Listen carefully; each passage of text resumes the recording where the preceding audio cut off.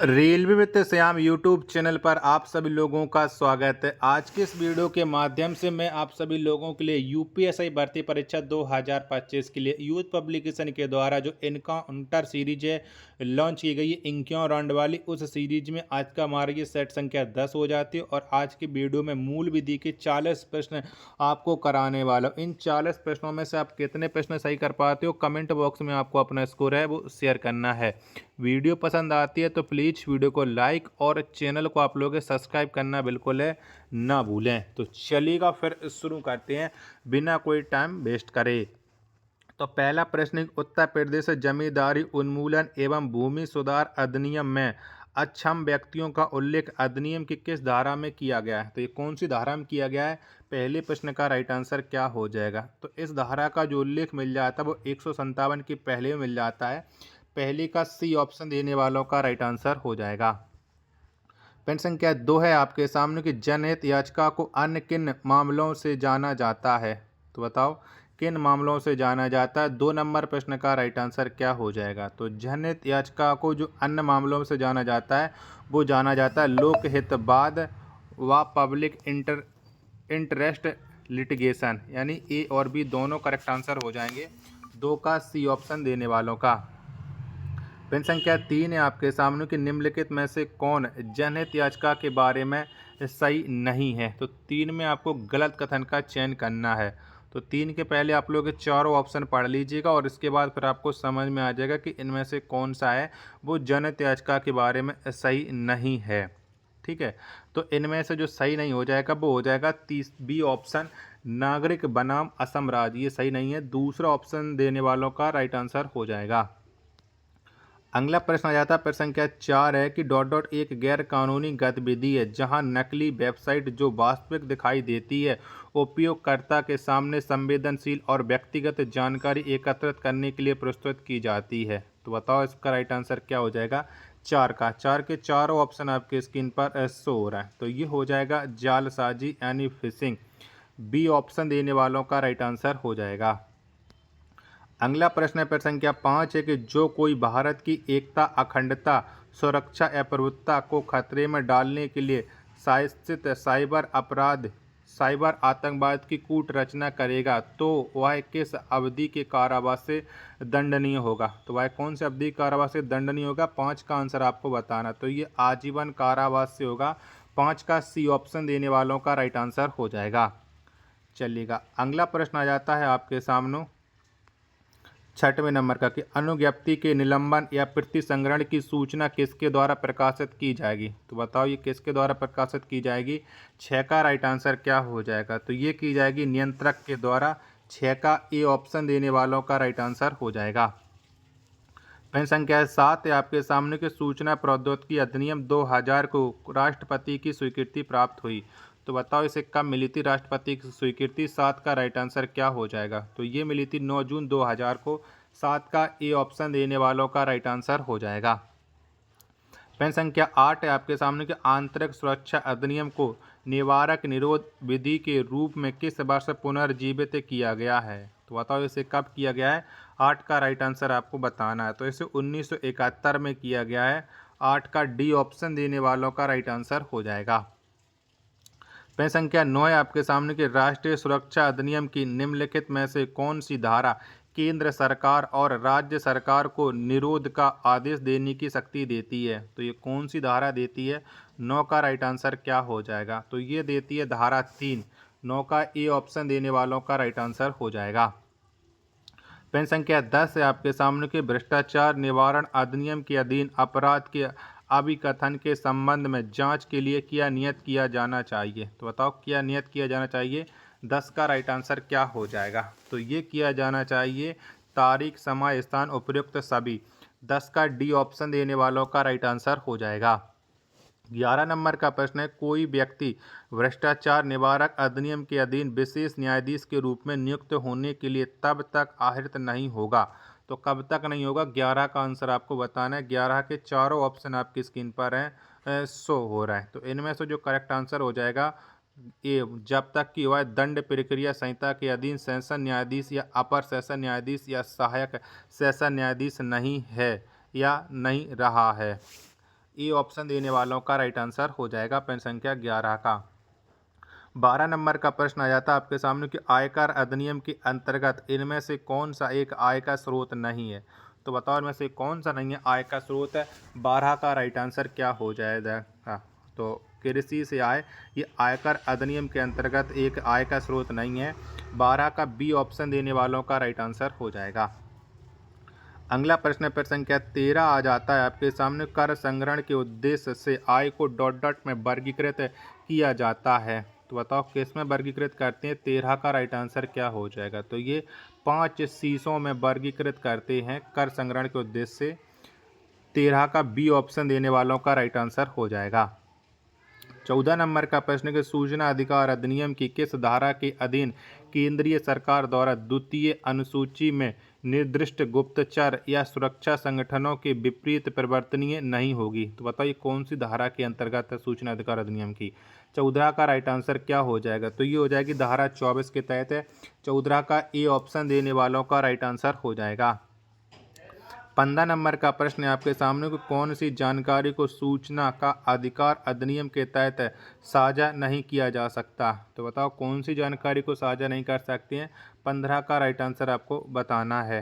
तो पहला वाला है कि बौद्धिक संपदा के बारे में जानकारी, और दूसरा वाला कहता है विदेशी सरकारों से प्राप्त सूचना। यानी ये दोनों नहीं की जा सकती हैं। यानी ए और बी दोनों करेक्ट आंसर हो जाएंगे। सी ऑप्शन देने वालों का राइट आंसर हो जाएगा प्रश्न संख्या 15 का।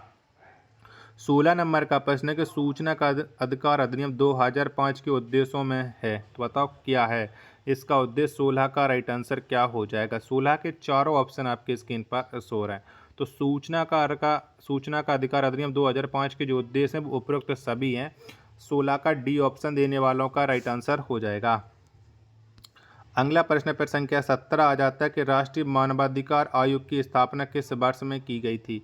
तो बताओ कब हुई थी। तो राष्ट्रीय मानवाधिकार आयोग की जो स्थापना की गई थी वो 1993 में की गई थी। 17 का सी ऑप्शन देने वालों का राइट आंसर हो जाएगा। 18 नंबर का प्रश्न है कि राज्य सरकार मानव अधिकार अधिनियम के उपबंधों को कार्यान्वित करने के लिए नियम अधिसूचना द्वारा इस अधिनियम की किस धारा के अधीन बना सकेगी। तो ये कौन सी धारा के अधीन बना सकेगी। 18 का आंसर आपको देना है। तो ये धारा 41 के अधीन बना सकेगी। 18 का बी ऑप्शन देने वालों का राइट आंसर हो जाएगा। नेक्स्ट प्रश्न पर संख्या 19 है। राष्ट्रीय मानव अधिकार आयोग को जांच से संबंधित कार्यवाहियों के लिए क्या समझा जाएगा। वहाँ पे थोड़ा गलत पढ़ लिया।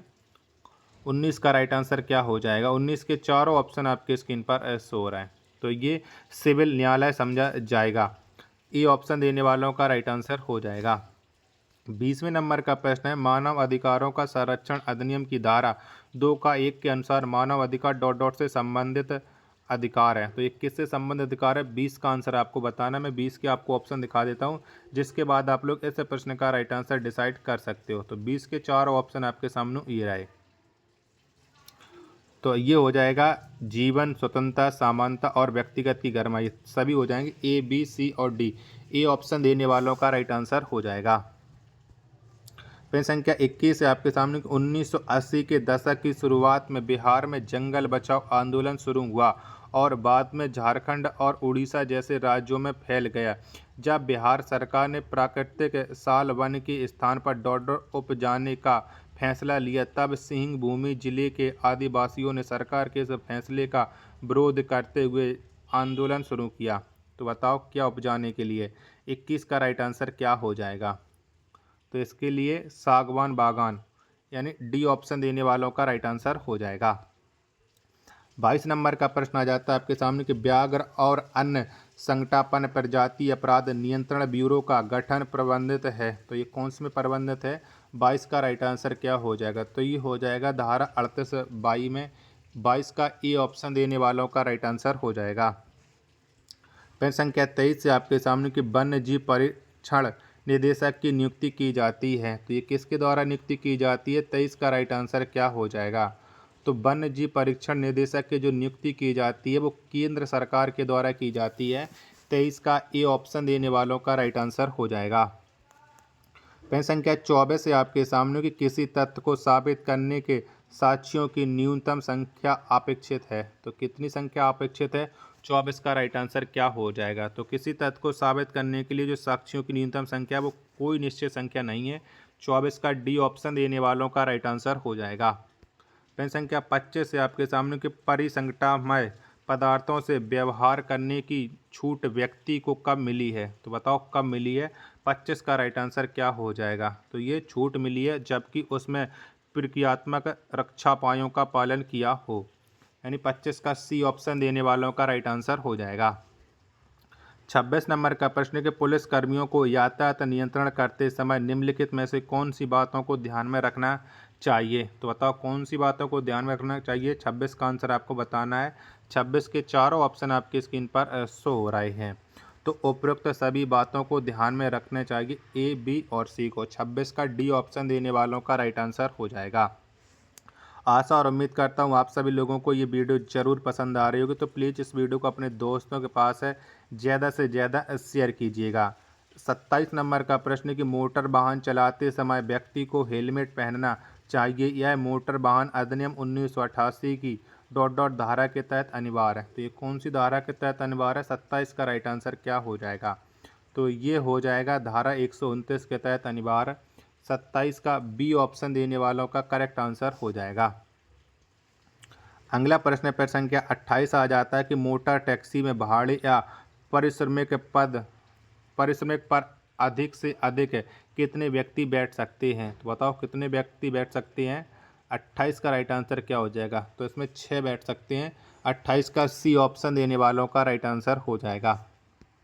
29 नंबर का प्रश्न है आपके सामने कि निम्न में से किसे 2015 में एक संशोधन के माध्यम से अनुसूचित जाति और अनुसूचित जनजाति अधिनियम के तहत अपराधों की सूची में जोड़ दिया गया? तो किसे जोड़ दिया गया? 29 में आपको बताना है। पहला, दूसरा, मैं इसे डिसाइड करना। तो पहला वाला क्या कहता है? किसी मंदिर के लिए एक देवदासी के रूप में एक अनुसूचित जाति जनजाति की महिला को समर्पित करने की प्रथा।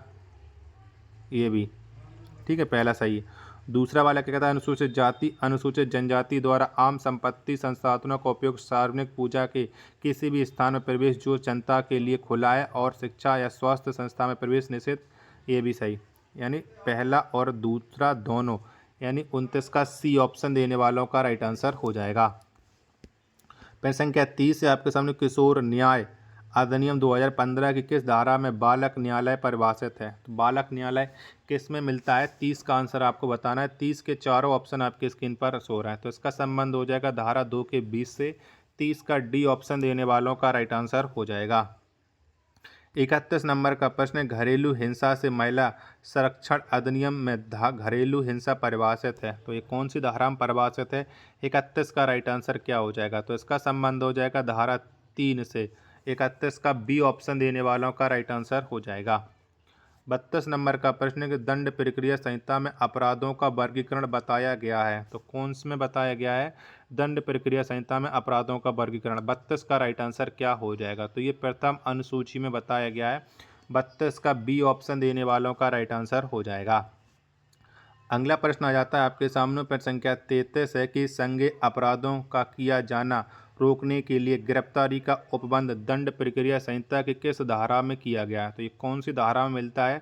33 का राइट आंसर क्या हो जाएगा? तो ये धारा 151 इसका करेक्ट आंसर हो जाएगा। 33 का बी ऑप्शन।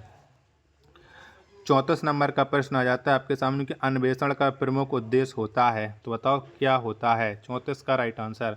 तो अन्वेषण का जो प्रमुख उद्देश्य होता है वो होता है साक्ष्य एकत्रित करना। 34 का बी ऑप्शन देने वालों का राइट आंसर हो जाएगा। 35 नंबर का प्रश्न है आपके सामने कि भारतीय दंड संहिता की धारा 307 का संबंध निम्न में से किससे है? तो बताओ किससे है? तो भारतीय दंड संहिता की धारा 307 का जो संबंध हो जाता है वो हो जाता है हत्या का प्रयास। 35 का बी ऑप्शन देने वालों का राइट आंसर हो जाएगा। 36 नंबर का प्रश्न आ जाता है आपके सामने एक व्यक्ति स्वेच्छापूर्वक शरीर की व्यक्तिगत प्रतिरक्षा के अधिकार के उपयोग में मृत्यु कारक कर सकता है किस धारा में है? तो बताओ इसका वर्णन कौन सी धारा में है? 36 का राइट आंसर क्या हो जाएगा? तो ये मिल जाता है धारा 100। 36 का बी ऑप्शन देने वालों का राइट आंसर हो जाएगा। 37 नंबर का प्रश्न है आपके सामने कि सद्भाव है, तो बताओ क्या है सद्भाव। 37 का राइट आंसर, तो सद्भाव हो जाता है धारा 52। 37 का बी ऑप्शन देने वालों का राइट आंसर हो जाएगा। 38वें नंबर का प्रश्न आ जाता है आपके सामने कि एक्ट्स नॉन फैक्ट रिन्यू निसी मेंस सिट रिया का अर्थ है, तो बताओ इसका अर्थ क्या है। 38 का राइट आंसर, तो इसका अर्थ हो जाता है मात्र कार्य किसी को अपराधी नहीं बनाता जब तक कि मन अपराधी ना हो, यानी ए ऑप्शन देने वालों का राइट आंसर हो जाएगा। प्रश्न संख्या 39 से आपके सामने की भारतीय नागरिक सुरक्षा संहिता 2023 में कुल धाराएं हैं, तो बताओ कुल कितनी धाराएं हैं। 39 का राइट आंसर, तो इसमें धाराओं की संख्या 531 है। 39 का बी ऑप्शन देने वालों का राइट आंसर हो जाएगा। प्रश्न संख्या 40 और अंतिम प्रश्न आ जाता है आपके सेट का कि भारतीय न्याय संहिता 2023 की धारा 113 संबंधित है, तो बताओ 113 धारा का संबंध किससे हो जाएगा। 40 का राइट आंसर क्या हो जाएगा, तो ये हो जाएगा आतंकवादी कृत्य से। 40 का डी ऑप्शन देने वालों का राइट आंसर हो जाएगा। आशा और उम्मीद करता हूँ आप सभी लोगों को ये वीडियो पसंद आ रही होगी, तो प्लीज़ इस वीडियो को लाइक और चैनल को आप लोगों के सब्सक्राइब करना बिल्कुल है ना भूलें। मिलते एक और नेक्स्ट वीडियो के साथ, तब तक के लिए धन्यवाद। जय हिंद।